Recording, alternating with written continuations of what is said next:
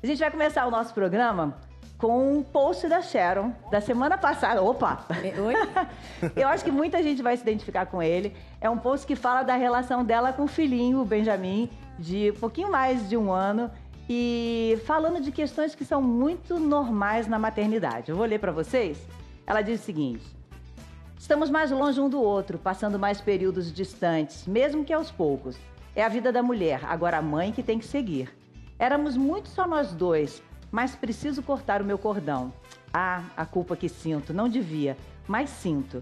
E essa mensagem, ela foi escrita às 4h30 e pouco da manhã. Quase chorando já. Você já começa a chorar, né? Não é não, é que... chorou. Não, eu não quero fazer ninguém chorar, não. Mas é uma relação, toda vez... Quando a gente pensou nesse tema, eu me lembrei muito da gente conversando, da primeira vez que você veio, que você tinha deixado ele um pouquinho, e que você também chorou, e que você dizia assim, meu Deus, tá doendo, eu tô morrendo de saudade, e agora ele tá com 1 aninho e você tá vendo que... Não, o que acontece? Especificamente essa mensagem, esse texto foi feito foi escrito de madrugada por uma noite muito difícil que a gente teve. Uhum. Eu não durmo há 1 ano e 3 meses, acho que a maioria das mães vai se identificar comigo. Eu tenho até raiva quando a mãe diz que meu bebê dorme a noite toda. Não, você tá mentindo pra mim, você pode. Bom, e ele foi uma noite muito, muito, muito, muito difícil que a gente teve. E eu tive que largar ele pra ir pra sala chorar, porque eu não aguentava mais. E aí eu falava, eu tenho que acordar às 7 pra viajar e dormir fora e voltar no outro dia. E era a segunda vez que eu dormia longe dele depois em 1 ano e 3 meses, né? Uhum. E eu me senti muito culpada, porque parecia que ele estava sentindo, ele me sugava, literalmente. Ele mamava, e passou a noite inteira mamando de um pro outro, de um pro outro, de um pro outro, de um pro outro. E eu comecei a ficar fraca. E eu só pensava que eu tinha que acordar e estar bem, e trabalhar 12 horas seguidas e nanana.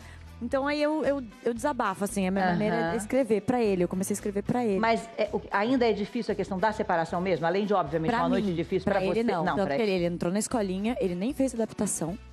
Uma coisa que eu tô assim, chocada. Meu bebê não fez adaptação. Ele adora a escolinha. Ele entrou. Direto numa boa. A tia fez, vamos, ele... Aí tem câmera. Apertou, assim, o coração? Não, porque eu vi que ele tava bem. E eu consegui fazer a sobrancelha no primeiro dia. Então, tipo, eu larguei ele e fui fazer a sobrancelha. Eu falei, meu Deus, eu consigo tomar um suco, eu consigo, sei lá, meia hora de praia. E eu comecei a ficar bem. E eu vejo ele na câmera, né, da creche, eu fico assistindo ele. Onde eu tiver, eu boto, vamos ver. Aí eu boto assim, a gente fica assistindo. Mas pra mim é mais difícil do que pra ele. É muito difícil. Culpa. Não é só você, tanto que tem uma campanha da revista Crescer, da Editora Globo, que é o Meu Momento Mãe, que é essa hashtag, Meu Momento. E as pessoas começam a postar qual é o momento delas, porque realmente fica muito difícil, às vezes, estabelecer, né, Rossandro, qual é o limite da mãe e qual é o limite dessa mulher que tem outras funções, né, outras áreas de atuação. Existe uma pressão muito grande sobre a maternidade e a mãe, uma glamorização, como se fosse uma coisa de heroísmo, e é um ser humano com suas demandas, suas necessidades, que continuam existindo.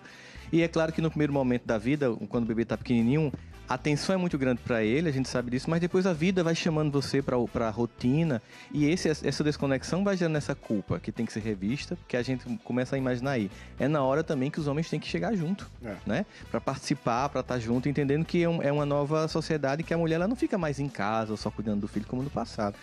Inclusive, as mães que vivem realizadas profissionalmente têm um certo ganho de felicidade que o filho sente. Aquelas que abrem mão, cada uma, ninguém aqui está para julgar, tem gente que abre mão inicialmente da profissão, ninguém aqui está para julgar, mas muitas vezes ela depois sente que tem que cobrar aquele filho, porque olha, eu me doei tanto, agora você arrumou um namorado, não quer mais saber de mim, e vem mágoa no meio, então a gente tem que estar sempre dosando, né, equilibradamente esses momentos. Tipo um toque que ele tá me dando. Só tô te dando um toque. Você teve essa aproximação quando teve filho, Bucaça? De que sentido? No sentido de chegar mais junto, de colaborar um pouco? Sempre. Na verdade, assim, quando a Monza nasceu, a nossa filha, eu tirei uma licença paterna para poder acompanhar, né? Então nós ficamos ali, eu vi ela nascer, fiquei com a Vera, minha esposa, enfim, acompanhei todo esse processo. E o processo mais difícil foi sair do hospital, porque aí entregaram a Monza pra gente. Eu nunca andei tão devagar até em casa, eu nunca fiquei tão apavorado até chegar em casa, que é onde a gente terá uma certa segurança em relação a ela. Então, assim, eu sou muito participativo, acho que tem que ser. Claro que no primeiro momento é sempre a mãe, né, que fica muito sugado em todos os sentidos. Fisicamente. Fisicamente. Eu falo exatamente isso. Ele suga. Exatamente isso. O filho suga. Mas eu queria deixar bem claro, assim, que eu sou uma mãe privilegiada. Eu pude escolher não ter babá e ficar com meu filho até agora.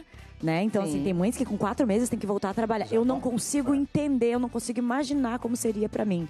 Meu filho vai fazer 1 ano e 3 meses, eu voltei aos pouquinhos. Desde que ele fez 5, eu comecei a fazer coisas que eu posso levá-lo, que eu posso voltar. Hoje, com as pessoas trabalhando muito em casa, tem mulheres que imediatamente após já estão ali se dividindo no trabalho.